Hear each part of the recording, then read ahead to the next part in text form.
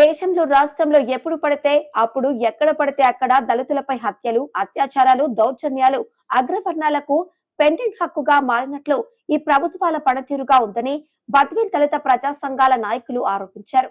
ఆదివారం నాడు పూలే అంబేద్కర్ రాజ్యాధికార సమితి రాష్ట్ర అధికార ప్రతినిధి ముల్లపాటి పిచ్చయ్య మాట్లాడుతూ, ఇటీవల తిరుపతిలో అగ్ర కులస్తులకు చెందిన ఒక వ్యక్తి దళితుడైన నవీన్ ను అక్రమంగా అన్యాయంగా ఒక లాడ్జికి తీసుకొని పోయి చిత్రహింసలు పెడుతూ లాఠీతో కొడుతూ ఆ విషయాన్ని ఒక వీడియో తీసి ఆ అబ్బాయి తల్లిదండ్రులకు పంపడం హేయమైన చర్యగా భావిస్తున్నాం.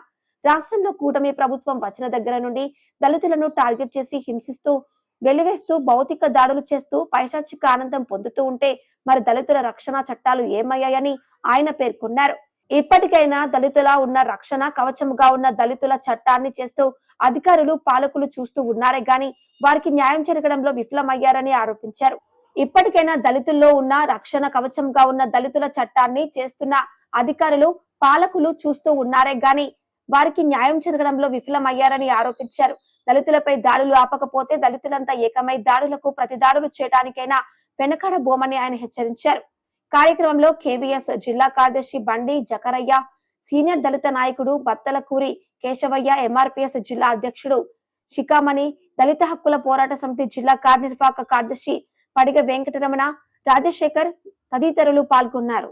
దళితులనే టార్గెట్ చేసి దళిత యువకులను మానసికంగా సోలుపెట్టి చిత్రహింసలు పెట్టడం అనేది ఈ ప్రభుత్వం, గత ప్రభుత్వం అయితే ఈ ప్రభుత్వం అనవాయితీగా వచ్చింది.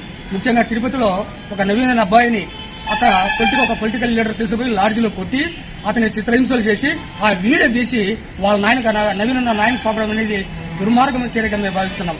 గత ప్రభుత్వంలో కూడా అనంతబాబు అనే అతను ఎమ్మెల్సీ గారు అతని డ్రైవర్ ను చంపి డోర్లు చేసినప్పటికీ దళితులు పిలుస్తున్నా ఏమో అడుగుతున్నా గానీ ప్రభుత్వాల స్పందన లేకపోవడం చాలా శోచనీయం. రాష్ట్రంలో దళితుల పేరు దాడులు జరిగిందని చాలా మేము ఖండిస్తున్నాం. దళిత సంఘాలుగా, ప్రజా సంఘాలుగా మేము తీవ్రంగా ఖండిస్తున్నాం. ఎందుకంటే దళితులకు రక్షణ లేకుండా పోయిందనేది నగ్న సత్యం. ఈరోజు నిజంగా ఈ ఎస్సీ అట్రాసిటీ యాక్ట్ చట్టాలను అమలు చేయబడటం అయితే దళితులపై దాడులు జరగవు, హత్యలు, అత్యాచారాలు, మానభంగాలు జరగవు. కానీ అవన్నీ పేపర్ స్టేట్మెంట్ కు ప్రజలకు కలవలి మాటల వరకే దళిత సంఘాలకు చట్టాలు అయ్యి అని చెప్పి లేనిపోయినట్టు చెప్తారు.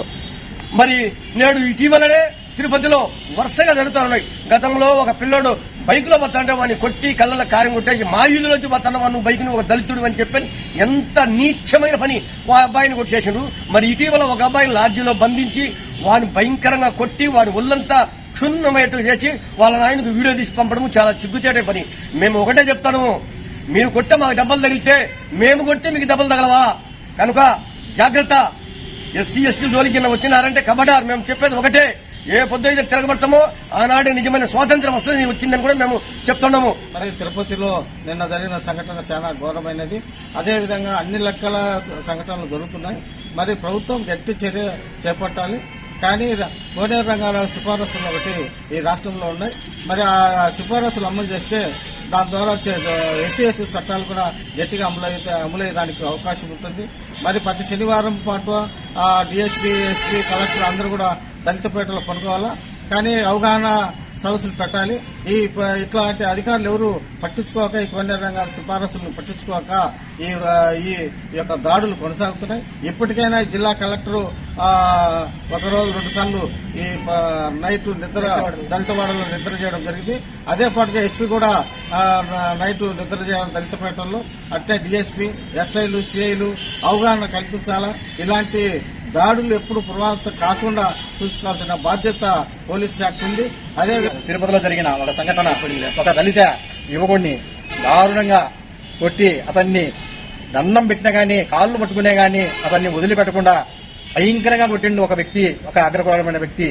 అతన్ని కొట్టింది కాక అతని వీడియో కూడా వాళ్ళ కుటుంబానికి చేరవేసి, నీ బుద్ధి పట్టి పనిచేసుకోండి, మేము ఇట్లే చేస్తాము, మీ దళిత వాళ్ళను ఇట్లే కొడతాము, ఇట్లే తంతాము, మీరు బుద్ధి పట్టని చేసుకోరని ఒక వీడియో కూడా వాళ్ళకు పంపించడం జరిగింది. ఇలాంటి వీడియోలు చూసినప్పుడు హోంమంత్రికి తెలియదా, ముఖ్యమంత్రికి తెలియదా, ఉప ముఖ్యమంత్రికి తెలియదా? ఇక మీదట ఇలాంటి దాడులు జరిగితే మీరు వెంటనే దాన్ని ప్రశ్నించండి, దాన్ని ఖండించండి, ఇక మీద జరగకుండా దాన్ని అరికట్టండి. ఇక మీదట కూడా హోంమంత్రులు ఎంతో మంది ఉన్నారు కాబట్టి మేము వాళ్ళు ప్రశ్నించలేదు. మీరు మాకు దళిత నాయకులు కాబట్టి మిమ్మల్ని మేము రిక్వెస్ట్ చేసి అడుగుతున్నాం, ఇక మీద జరగకుండా దీనికి అరికట్టాలని మేము మీకు దండం పెట్టి కోరుకుంటాను. చిత్తూరు జిల్లా తిరుపతిలో ఒక దళిత యువకుడిని లాడ్జిలో పట్టుకొని కొత్త వీడియోలు తీసి బయటికి పంపించి పైశాచిక ఆనందం పొందుతా ఉంటే మరి ఈ రెవెన్యూ ఈ రక్షణ వ్యవస్థ ఏం కళ్ళు మూసుకొని ఉందా? మరి ఈ హోంమంత్రి కావచ్చు, అదేవిధంగా చంద్రబాబు నాయుడు సీఎం కావచ్చు, ఉప మంత్రి పవన్ కళ్యాణ్ కావచ్చు, మరి దళితులపైన దాడులు చేస్తూ ఉంటే మీకు కనిపించడం లేదా? అంటే పిల్లిని రూమ్ లో కట్టేసి కొడితే ఎప్పటికైనా అది పుల్లా మారుతుంది. దళితులు కూడా మీ మీద తిరగబడి మీ అంతు చూసే స్థితికి తెచ్చుకోకుండా ఉండాలని చెప్పి హెచ్చరిక దారి చేస్తున్నాం.